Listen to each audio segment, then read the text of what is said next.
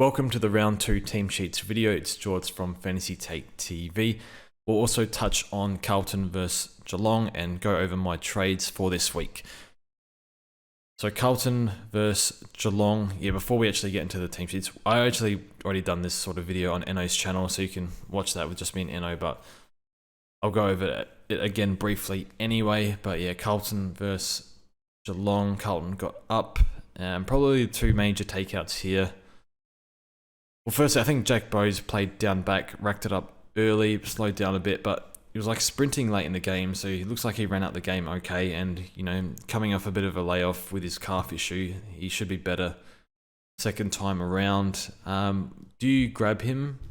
Well, Tom Stewart's out for probably another month, maybe a bit more, so you think Bowes stays in that role? Bowes can seriously score in this role. We saw this at Gold Coast. So he's one I'll probably wait on. I'll think about it, but gee, he looks like he can make a lot of money. If we can get a decent price rise out of a defender that gets, say Constable gets dropped and it's only 100k to go Constable to Bowes, it's something I'd look at. I think I won't worry about it next week because we've got too much other shit to deal with, but it's one that to keep an eye on because the role is pretty feral, and I think we'll get at least a month's worth of Bowes in this dirty role. So yeah, he looked alright. But anyway, Doherty, I think McGovern's taking more kick-ins. McGovern took 3. I think they've got too many guys that want the ball. Sard, Newman, McGovern, Doherty. So that's, if you faded Doc, I think it's been a good move. McGovern's injury history is pretty bad, so I doubt he plays out the season. So I think I'm just going to hold Doc, and you know he scored well last week, so he'll bounce back. But yeah, there is a lot of mouths to feed here. It's something that didn't really cross my mind. But yeah, so here we go. Ollie Hollands, great young player. So I think last week was pretty unrewarded for his 40, and he got rewarded this week for a 70. And I think it could have been more. So if you have Hollands, I think you're very happy. If you don't have him, you can grab him if you want, but it's going to be very hard to get him at that price on the bench. So you could almost field him. If he's like your worst rookie, I think that's all right. But yeah, he looked very impressive. And then I think we'll just go straight to Tanner Bruin. I mean, it's a disaster. He looked bad tonight, and the last play that he had, got the ball at the center stop at a stoppage. Took off, looked really, really good. Was about to, help Geelong win the game, kicks it on the full, and it was that moment where you just knew it was just the nail in the cherry on top of knowing that this is a disastrous pick. So sometimes you fall for traps. At least there's no price change here, and he's gone. Brisbane versus Melbourne. So interestingly, I won't read everyone out, but you can see it on here. So Kitty Coleman injured. I think it's a 1 week. Tunstall admitted, so it's good for and Pryor as well. So I think that's good for Wilmot. They got Zorko named down back, so maybe Wilmot sticks to a wing, or maybe they just rotate Zorko everywhere and get Wilmot as well on the field a bit. I still don't love fielding Wilmot, but I think if there's any week to do it, it's probably this week. But see if Dane Zorko lines up at halfback. But yeah, I think most people have Wilmot benched anyway, so it doesn't matter too much. Hopefully we get a bounce back from Dunks and Neil. And yeah, Connor McKenna on my field, so he looks fantastic. Moving on to Melbourne. What do they got here? Lowry omitted, a bit unlucky, but probably expected with all their players to come back in. And I think they've got one more to come in. I forgot. Cozzy's out, so he'll probably be back, but Chandler's name on the bench, so I think his job security. Salem's the other one that comes back in. Maybe it's McVie or Harms, I'm not too sure. One of the two. And then who does Cozzy come in for? Is it Chandler? Or is it like Sparrow? Honestly don't know, but I think if Chandler continues to perform, they'll keep playing him, but he could be a sub risk. But at least we'll get 2 weeks of him because no Cozzy, so see how we go there. I tell you, Brisbane's midfield has been smashed pretty badly. Well, it was last week and looked pretty poor. Or like Bruin really got a hold of him in the practice game. Well, it's a practice game, so they keep going like this, Clayton Oliver's going to go nuts. But yeah, if you have him, great. Move on. Collingwood versus Port. No real relevance here. Cameron, I think, will still be number one ruck with Cox. I don't think there's anything to say here. I know that Dacos listed in the forward line. I think that's just games. What's interesting with Dacos is I'm kind of just ignoring this, but one, there's tags, and two, they said that he can play a variety of roles, and I think probably the reason for that is to enable, well, when he gets attention, they kind of need to do something if they get a hold of Nick Dacos. So still think he'll want the ball heaps, and I'm not too worried, but it is not ideal to have these sort of question marks on Dacos, but I'm just being a bit stubborn and just ignoring it and thinking I'm just going to grab Dacos because he's 500k, looks like a keeper, and he has a massive ceiling. So I'm bringing him in this week, but it's the wrong week to bring him in. It's just how things have, because of Tanner Bruin, I need to open up things for next week. So that's what I'm doing. On Port Adelaide side, Juan Francis follower, and Boak is the sub. I like Juan Francis. I have no problem if you want to go early. I didn't go early. Wanted to see another week of him. He's going to beat Tanner Bruin's score. So I'm planning to get him in next week, but we'll see how he goes. But he just looked so damn good. It was insane. So, and the CBA role will hold. So I'm a big fan of him. I think we'll move on. Mighty Crom versus Richmond. I think Butt's not really relevant, but he's been out of form. So what does that mean for, do they play Dawson or Duday taller? Well, last year when we were down a key defender, we played Duday as the tall, and it doesn't work. It's straight up tanking because he's not a key defender. He's a third tall. Does Dawson play more accountable? I'm not really worried about it. I think he'll still get plenty of ball. Like, no reason to bring Dawson in this week, no reason to trade him out. There's no relevance here. So, Laird, we hope for a bounce back. Miller, probably not best 22, to be honest. Don't love his game, but it's had a lot of injuries and stuff. But yeah, not a great call by me in pre-season, but at least we saw it before picking him. Richmond.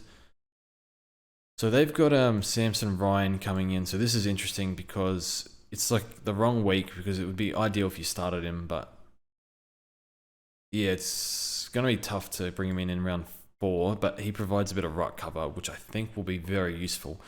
And I do wonder, do you even trade your loophole out for Ryan to get more cash and then trade the loop back in later? It does feel like a waste, but we'll see what else we got going on. So I wouldn't bring him in straight away. Just monitor Samson Ryan. Ben Miller omitted, so who they're sending down back? We've got Grimes, Bolter, Broad. Oh, Tyler Young. He's a 102k rook, so I wouldn't pick him. Just see how he goes, see if he holds. Certainly wouldn't go on him. Taranto, Hopper on ball. So yeah, at least with Hopper, like, he looks bad, but at least the role will be there. And he has a nice matchup this week. So I guess he's a hold, but very low confidence. Hopefully he can turn it around. Moving on to Dogs versus Saints. Crozier, West, Garcia in. Trelawn's injured. I heard hamstring, but I don't know the timeline. Vital out for Saints. The Crozier is an interesting one. I think his job security is a bit on edge, especially when Gardner comes back, so I wouldn't go Crozier, but I think he'll perform okay. He averaged 100 in the VFL, but Bevo and his favourites, Caleb Daniel. Just quickly on Caleb Daniel, I think you might hit jackpot here if you have Ed Richards, because last week Bevo said if one of the big 5 goes down, we can throw Caleb Daniel in the midfield.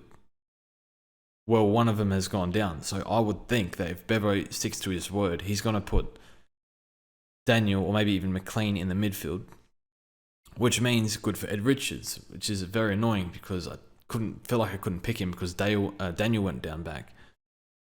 So if you have Ed Richards, I think you're stoked, and you see a bit at mid-time from Daniel. But we'll see how it goes. Not much to discuss, but I think McRae, all the boys probably benefit with no Treloar, so Bont will be my captain. My VC will be Laird. Although I think Bont's my preferred captain, so maybe I VC him just in case I don't want to take a decent one from Laird. So Bont will definitely be involved in captain this week.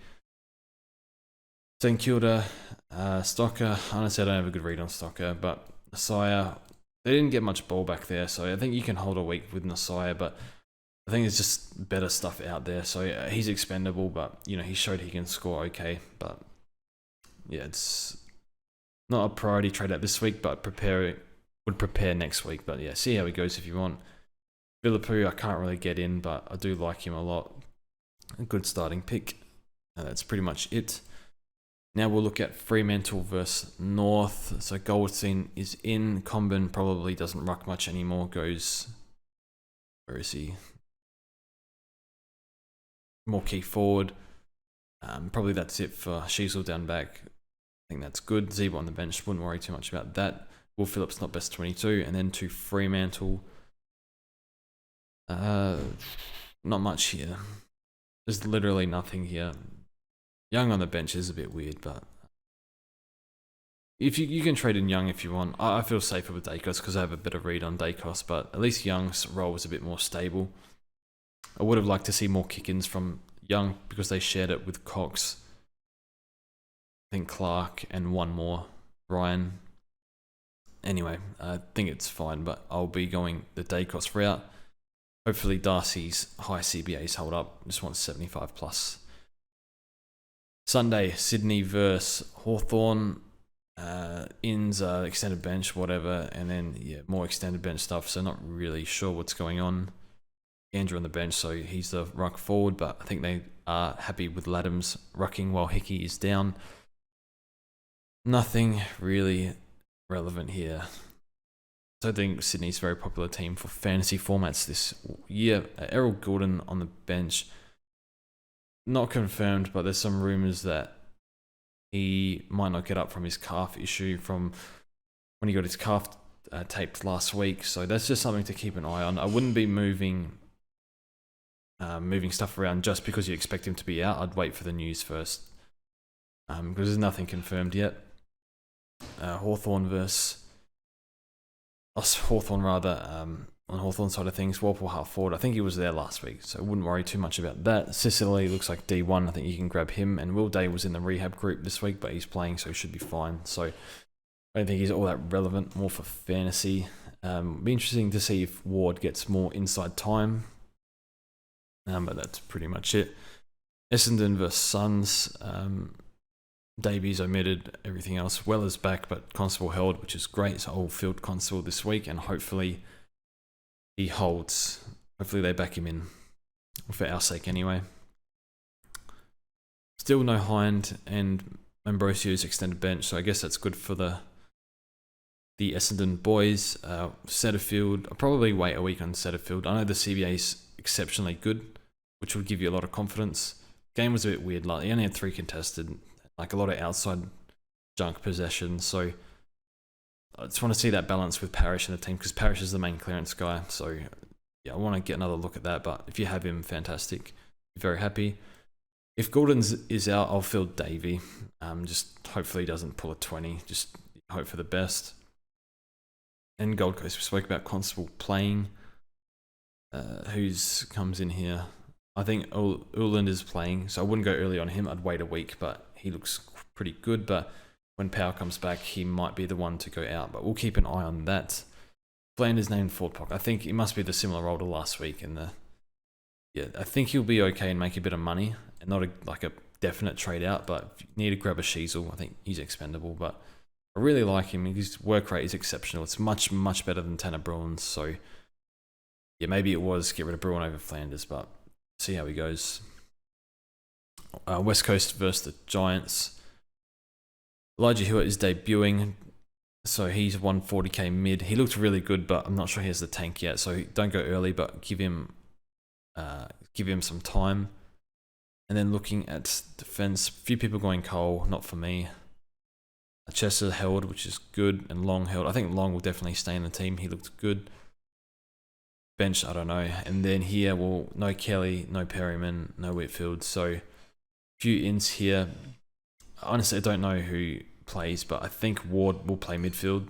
Maybe Callaghan gets some inside time. I think they flagged it that something that they'll look at for Finn to get inside mid-time. So fingers crossed, I'll bring in Finn Callaghan this week. And I'll look for Horne-Francis next week as well. Green and Cogs, if you have both of them, you're laughing. More CBAs probably, and this donkey matchup versus the Eagles.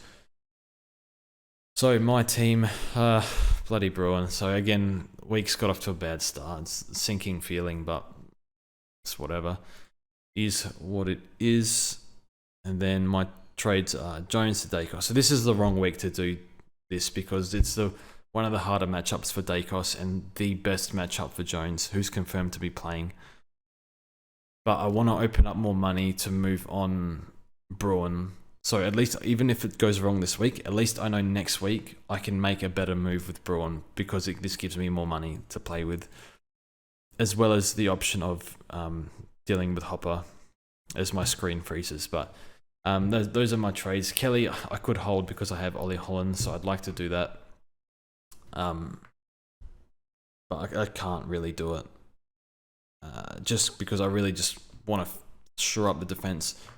Jones will go well this week, most likely, but in future weeks, I'm too nervous owning him. I can't take owning key position. I knew what I signed up for, and I bailed straight away like an idiot, but at least this way I know I can actually fix Bruin with money this next week, so I'll save the boost.